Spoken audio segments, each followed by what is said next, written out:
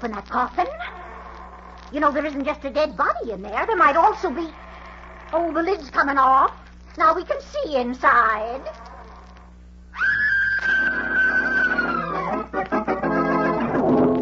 WOR presents the distinguished American actor, Walter Hampden, in The Adventures of Leonidas Witherall.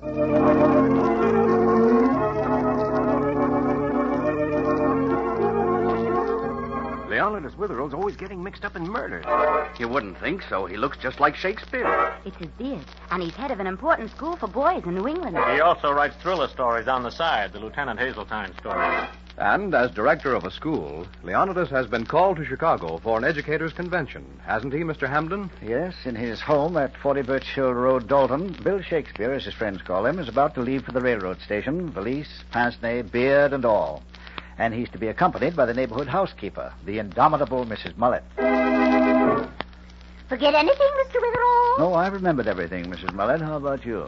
Oh, I brought everything with me when I came to work this morning. I'm still amazed at our good luck in getting Professor Murky's reservation for you. Too bad he's ill, of course. My sister will be so surprised to see me. Poor thing, she's so sick. Come on, we've just a few minutes to get to the station. Not that I'm anxious to be at the convention. Well, what's a convention like? Well, a man says nothing, nobody listens, and then everybody disagrees. Must be interesting. Uh-huh. Your delegation using the whole car? No, just half of it. Shall we go? Train leaves at 4:20, and it's 4 o'clock now. I'll take all the baggage. Well, I can take these small things. Well, I hope there's some nice chummy folks on the train. Wonder who the other passengers will be. Well, Sparrow, where's the dough? I'll give it to you on the train, Danny. You've been stolen me, Sparrow. It's almost 5 weeks. This time it's the McCoy, Danny. You'll get it. When's the book going to be published? In about a month. Did you change your manuscript? No. Just the way I wrote it, huh? Just the way I wrote it, you mean? Yeah, you wrote it. Like Mahatma Gandhi, you wrote it. We went into that, Danny. Too many times. I got the manuscript. You stole it. Why'd you get so technical? I gave it to the publisher. Margie swore I wrote it. It's an open and shut case, ain't it? Margie double-crossed me. She knows it's my script. She helped me work on it. You using the same title for the book? Sure. The Big Shot. That's it. The Big Shot. It's a very hot piece of literature, Danny. When the great guy himself gets a look at that book, he's liable to blow his top. Yeah. Or yours. I'm taking that chance. It's worth it to get back at him. Every racket of his, every job he ever pulled, it's all in there in that book. The book I sweated over. You'll get paid. Don't worry. You just be on that train, the 4:20 for Chicago. And if I don't get it then, Sparrow, I'm going to cut your heart out. I know. I'd kind of like to do it anyway. Just be on the train. You'll get the payoff there. So long. You'll get the payoff, all right. The final payoff.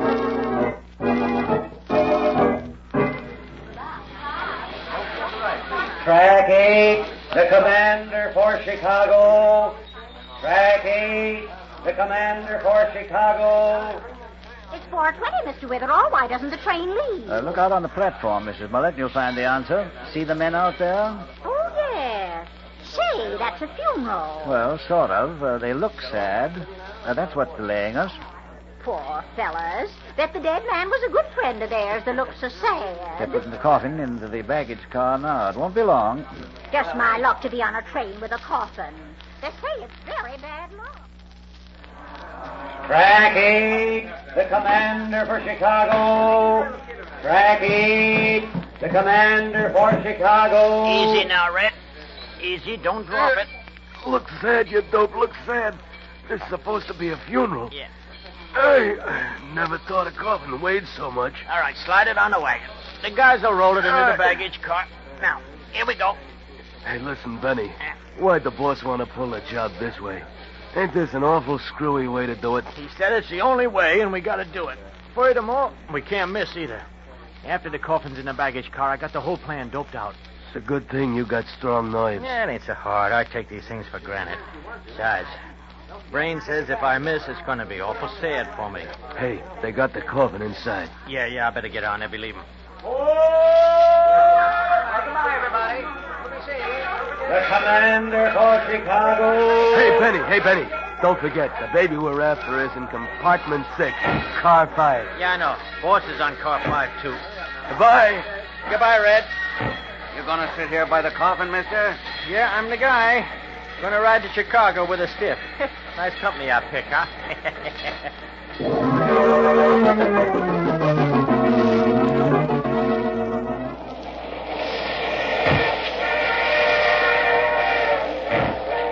Well, if you've any time free from the convention in Chicago, Mr. Witherall, just drop over and see my collection. Finest butterfly collection in the Middle West. Yes, Mr. Lear, I'll be all aflutter to see it.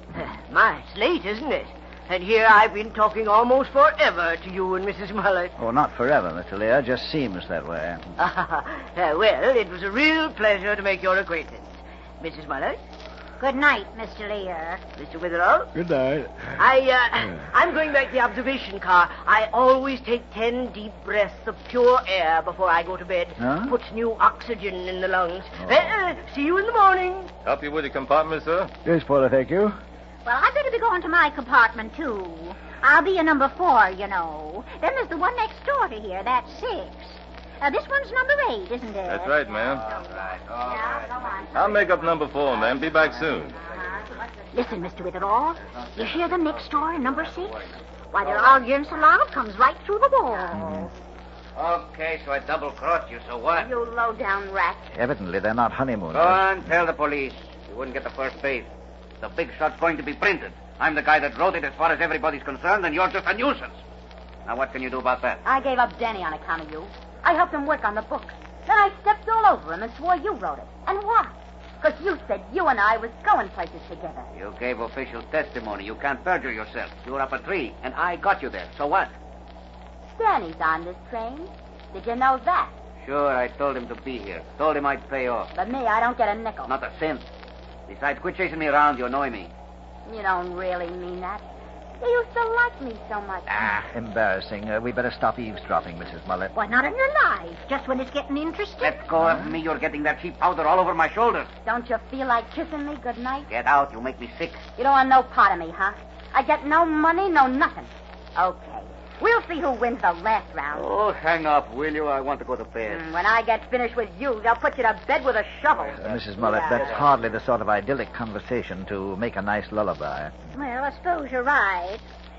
Well, good night, Mr. Witherall. Good night, Mrs. Mullet. See you in the morning. I don't like this train at all. Huh? People threatening each other. Then back there in that baggage car, that coffin. I can feel something horrible's going to happen. Something that'd freeze your blood in your veins. Tut, tut. Good night, Mr. Witherall. Pleasant dreams. Good night.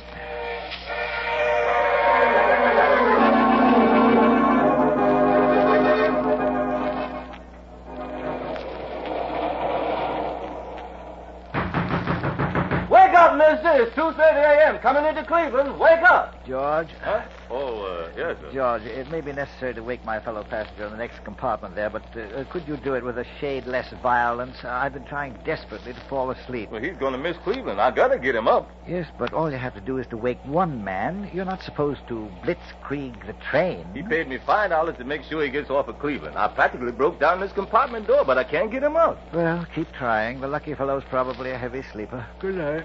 Good night, sir. Sleep well. Oh, I'll do it real gentle.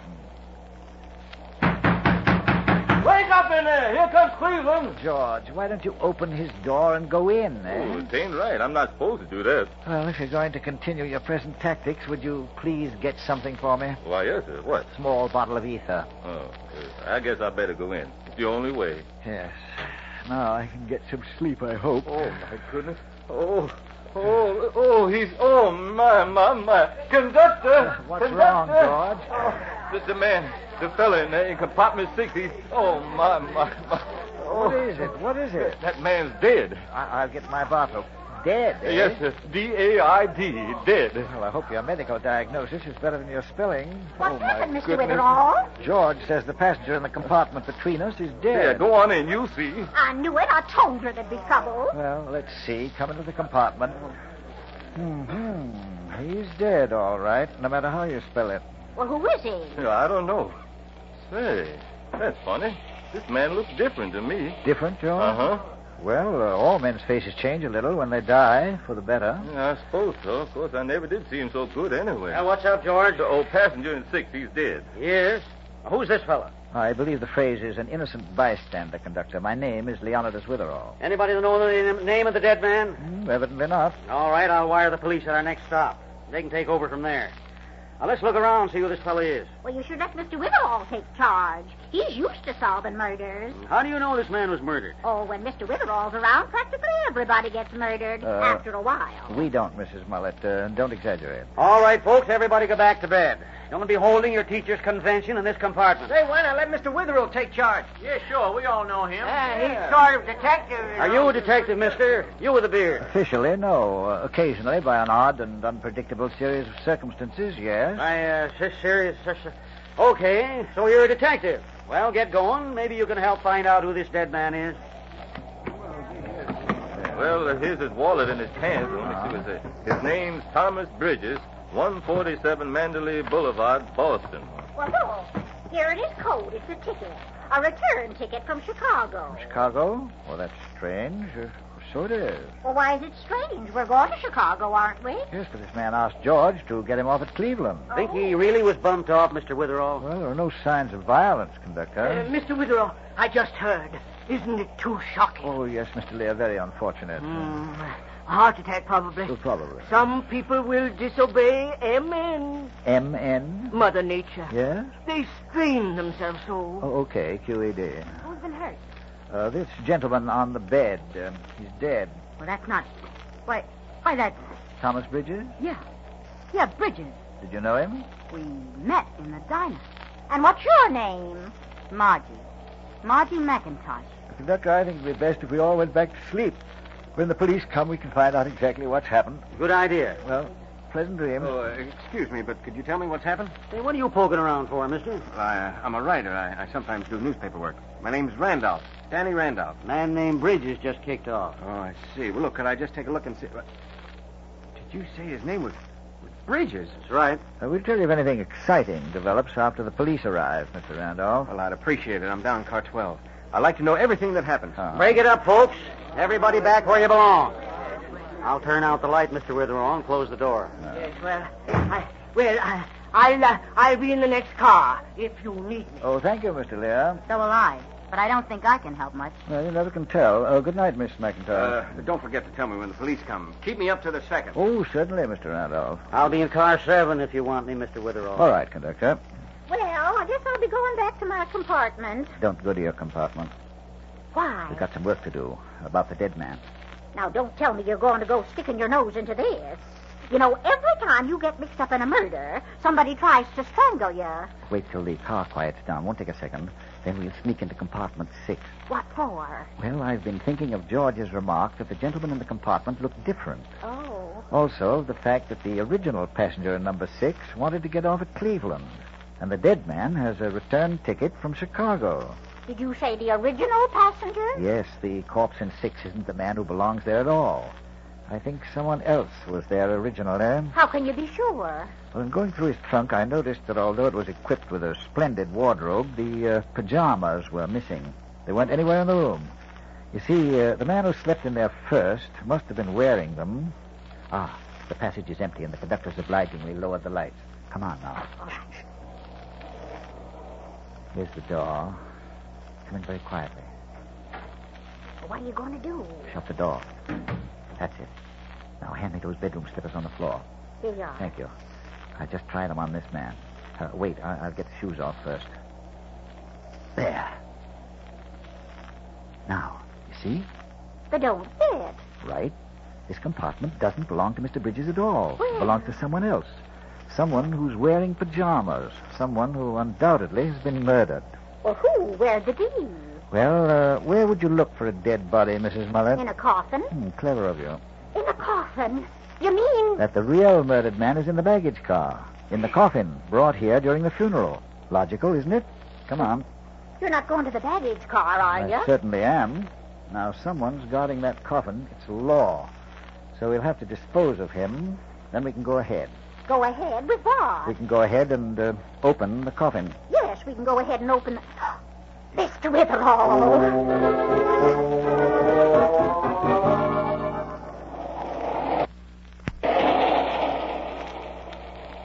See? Peek through this little glass in the door. The man's in there sitting right beside the coffin. Mrs. Mullet, I'll speak to him, and you stand casually beside him. Then when I nod, you hit him on the head. Use anything you see. Grappling hook, hammer, heavy package, anything. That's easy. Then we'll open the coffin. That's hard. Oh, let's go. I'll open the door. Hello. Hello. Hey. Don't I know you? Yeah. No. Yeah, you look like, what's the name of that bird?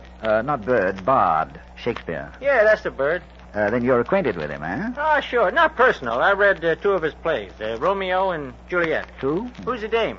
What's that? Mrs. Mullet, meet, what's the bird? Huh? Oh, my name's Benny. Hiya. Hey, what are you two doing back here? Oh, we got restless, walked through the train, and found ourselves back here. Oh, guarding that coffin, eh, Benny? Yeah. Why don't you sit down on the 6-foot bungalow there, and we'll split the breeze. You know, I got a great acquaintance with the works of Shakespeare. A lot of his stuff's been dramatized, you know. Oh, you don't say. Yeah, I know all about it. All about his tragedies and comedies and errors. Say, anything happened tonight while you were watching the coffin, Benny? Huh? Nah. Well, anyone speak to you tonight? Any strangers? Yeah, I don't know any. Yeah, just squat here watching after my boyfriend in the fine overcoat. No. Had a nice idea for him, too. You know what? I wanted to put one of them pretty flower horseshoes on the box. You know, the ones that say success. Benny, there's been a murder on this train. Kind of a nice... What? And I'm investigating it. You are? And You are? you're very much in the way. Now, Mrs. Mullet. I'll get him. Tell you, Midsummer Night's Dream. I'll hide, Benny, behind these mail bags. Here, I'll help you. Fine. Now I'll take this grappling hook and get at that coffin. Do you have to do that? It's no time to be nervous. Got this side up. Now, the other. Certainly nailed this down hard. Oh, it's very bad luck to open a coffin. There's no telling what's inside. Are you sure you have to do that? Now I can pick up the whole lid. Ready, Mrs. Mullet? Well, I'm as ready as I ever will be. Don't behave so foolishly. Coffin's been opened before. Body snatchers do it regularly. Well, not when I was around. So here goes. Why, it's a man in pajamas. And he's been stabbed. Just as I thought. Someone stabbed this man during the middle of the night. And then exchanged his dead body for the corpse in this coffin. They switched it, you see, with Bridges' body. But why would they do that? Cover up. This chap, whoever he is, would disappear completely, you see. He was last seen boarding this train and then vanished as if by magic. By the time his friends or relatives discovered anything was wrong, he would have been buried in this coffin. Well, what would happen to Bridges? Well, I'm sure Mr. Bridges was selected because he's the type of man nobody would be looking for. Oh. Bridges' death would be discovered by the coroner as a heart attack, which it probably was. And that would clear the killer completely, you see. Now, our first problem is, who is this man? And secondly, who played checkers with the 2 cadavers? I'll bet that Benny over there knows. Then we'd better revive him. Wait. Look down the corridor. What? Someone's coming. It's that newspaper man, Danny Randolph. Quick, hide behind these mail sacks. Duck behind here with me. All right. Is this all right? You think they can see us? No, this is fine. You see the open coffin? That's just what I want. Shh.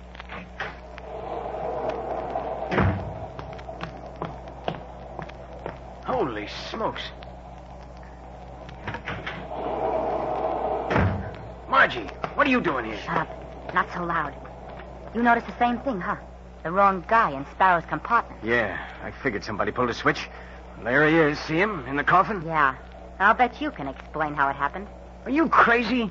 I just out when I saw that stiff in Sparrow's place. How'd you ever manage it? You sap. You don't think I stabbed him, do you? Why not? He double-crossed you. How about you? You really wrote the big shot. Sparrow stole it from you. I was going to collect from him on this train tonight. You don't think I'd knife him and lose the dough, would you? Well, maybe he was a big boy himself. He'd do anything to keep that book from being published. It might have been His Royal Highness, yeah. Maybe I that... could make things very hot for you, Danny. I could shoot my mouth off about Sparrow taking your book.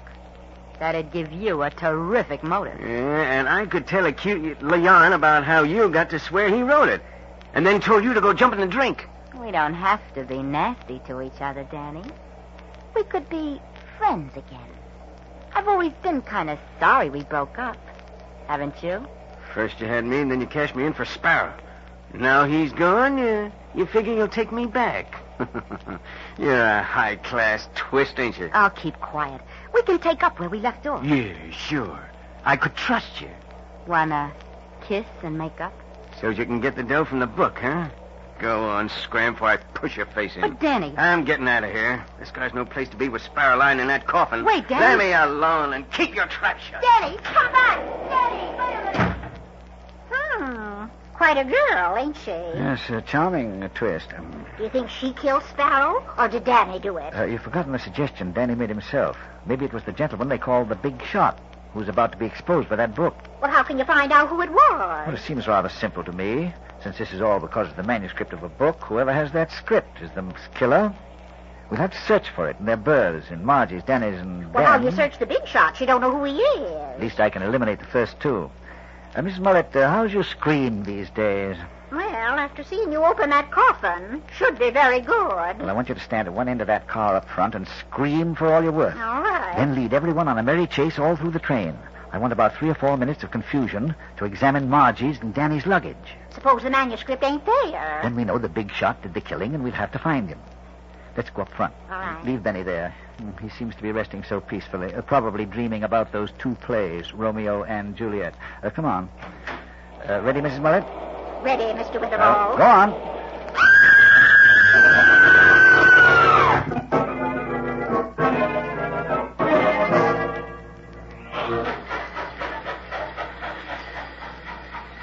Well, it kept them all chasing me for 5 minutes.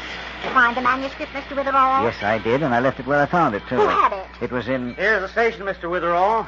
Police will come on. We can get to the bottom of this now. I'm so glad the police are here. I was getting so upset. Yes, I imagine this has been quite a strain for you, Miss Twist. Huh? Beg pardon, Miss McIntosh. What do you mean? Cops will be coming on now, huh? Yep, Mr. Randolph. Everybody stay right here. Oh, I'm so glad we'll know if anything suspicious is going on. I couldn't sleep thinking about this, couldn't sleep at all. And that's so bad. Suspense causes an unfavorable glandular reaction. Page Mother Nature, Mr. Lear. Oh, my head. I ought to have a doctor. I ought to insult a physician. Why, Benny. Oh, there you are, huh? Hey, listen, what's the idea of We bombing... were just going to discuss the whole problem, Benny. I see down by the end of the car there that the police have arrived. Police? Yep. Come on down here, officer. Okay. Where's the body you wired about? Right in there, compartment 6. It's a man named Bridges. Officer, I think I can explain what's happened. Who are you? He's Leonidas Witherall, head of Meredith Academy. Mr. Witherall's a very good detective. Oh, I'm not a professional detective, but I can tell you about the murder that's taken place. Murder? Was Bridges murdered? No, his body was secured somewhere so that a false funeral might be arranged and his body in the coffin might be placed on this train. The murdered man was named Sparrow. Sparrow originally occupied this compartment. Shakespeare, nothing. Sherlock Holmes. I'm glad you spoke up, Benny. Benny was a part of the plan, obviously. He was working for a man identified only as the Big Shot. To keep Sparrow from printing a book about his activities, this Big Shot hired Benny to kill Sparrow, steal the manuscript, and switch the bodies. Sparrow's body's in the baggage car, officer, with a long knife in the side. I saw it. So, Benny... I didn't stab no Sparrow. I know you didn't, Benny, because you haven't got the manuscript in question. I found the script in the real murderer's luggage. Whose luggage was it? When Benny arrived at compartment 6, someone had already put a knife into Sparrow, but Benny, faithfully executing his orders, switched the bodies anyway. Where'd you find the manuscript? Now, Benny's error helped the murderer considerably. Sparrow had disappeared. No one would ever know where he'd gone. Come on. Where'd you find the script? Now, that's the key to the whole problem, isn't it, Margie? Who has it? Yes, who done this? Come on, if you're such a detective. Tell us, Mr. Witherall, tell us. Well, go on. Yeah. I found it in Danny's briefcase. You what? It was in your briefcase, Danny. You killed Sparrow. Don't try to get off this train, Danny. You make a dive for that platform, I'll put 6 slugs in your back. Danny, you did do it. And he stole my book. I would have made a fortune out of it. And tonight, in his compartment, he wouldn't pay off. We had a fight. Well, there was a knife on the table. We both went for it. And I won. That's all. I risked my life to write that book. I wouldn't let any man live who took it away from me. And least of all, Sparrow, the skunk. Sparrow the skunk. Oh, your biological background is deplorable, Danny. Deplorable. We'll take both bodies off. You come with me, Danny. Well, Miss Witherall, that was excellent. Excellent. You've a brilliant mind. You must lead a very clean, healthful life. Yes, Mr. Lear. And I wish you did, too. What do you mean? Mr. Lear, when I saw the manuscript in Danny's briefcase, I glanced for a second at a few pages. I learned who this national criminal is. The Big Shot. The man who hired Benny and arranged the funeral. You sneaking, crummy busybody. It was, this guy. It was Mr. Lear. This nice little with the butterflies? Yes, this nice little man is the big shot. You'd better take him with you, too, officer. Another crook. Boy, it's going to take a lot of blue points to get all these people out of the can. All right, let's go, Danny. Come on, you. I'm coming. Quit shoving, copper. I can walk on my own. No, conductor, I think we can continue on our way to Chicago and the convention. It'll seem so anticlimactic now, I suppose. Everybody go back to your berths. As soon as we get the bodies off, we'll leave. And I go to sleep at last. Sleep. I'm so tired. So tired. As the gentleman I'm supposed to resemble has written, sleep that knits up the raveled sleeve of care. Shut the doors! The death of each day's life, sore labor's bath. I'll fix that mattress, mister. Balm of hurt minds, great nature's second course. Well, somebody fell off the ladder climbing into an upper berth. Chief nourisher in life's feast. Sleep. Sleep.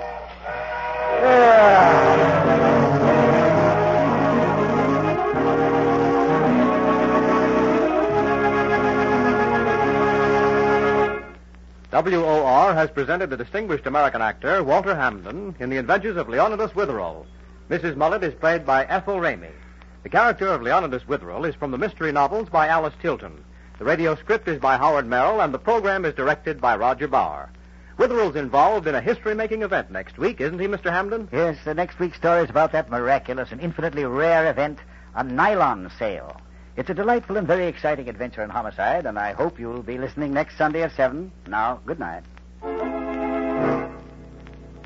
Listen again next Sunday at 7 p.m. for Walter Hampden in The Adventures of Leonidas Witherall. This program came to you from the studios of WOR in New York.